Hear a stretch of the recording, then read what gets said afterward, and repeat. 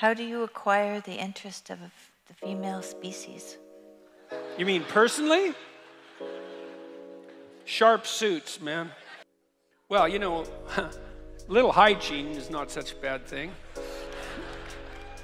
As a start, decent haircut, you know, certain amount of cleanliness. That's a good thing. What's rule 1 in the first book? Stand up straight with your shoulders back.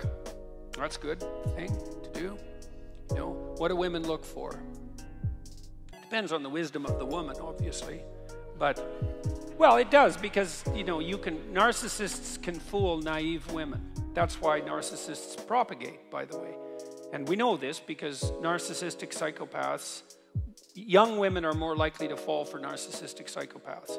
And the reason for that is they can't tell them from competent men. Because narcissistic psychopaths imitate competence. And that's their niche. And so they have a confidence that isn't justified by their ability.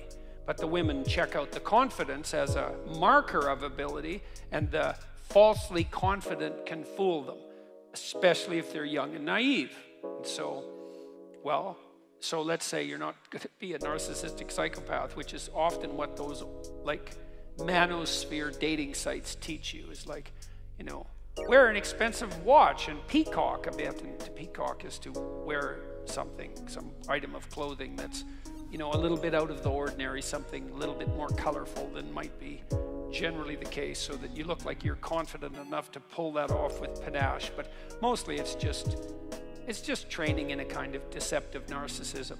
Now, you know, a wallflower guy might benefit from some training in narcissistic psychopathy, you know, just to sort of balance them out a bit. So you can make some progress forward. So cross-culturally, women like men who are about 4 years older than them. And the reason for that is, you know, women are more vulnerable on the sexual front, and they have to make themselves even more vulnerable if they have children, especially when the children are infants. And so they're looking for guys who are competent enough to be able to take care of themselves, at least, and then have enough left over for a wife and a dependent child. And not exactly because the wife wants to be taken care of, because it isn't exactly like women want to be taken care of. It's more a reciprocal relationship. But if a woman has a dependent child, then both of them have to be taken care of, especially when the child's an infant. And so women tilt the scales toward assessment of men on the grounds of their competent generosity. And the reason, and you know, men might be annoyed about that, but I would say, well, if you were a woman, you'd do the same thing. And you know how I know that? It's because women are female humans. And so if you were a woman, you'd be just like a woman. So, because that's what a woman is, right? So you can't blame women. It's like, clue in there, buddy. If all women don't like you, it's you. And that's, you know, that's so annoying. It's especially if you're young, because most women aren't going to like you, and it is you. So you have to grow up.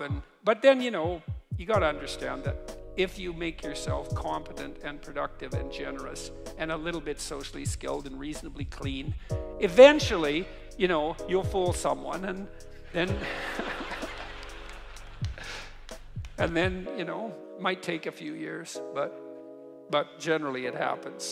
So that's the thing, is don't be a fool. Turn yourself into someone who's worth being around, and then develop enough social skills so you advertise yourself genuinely. Because, you know, it's not also useful if you're a man to be competent, productive, and generous, and then so timid and socially unskilled that no one can tell.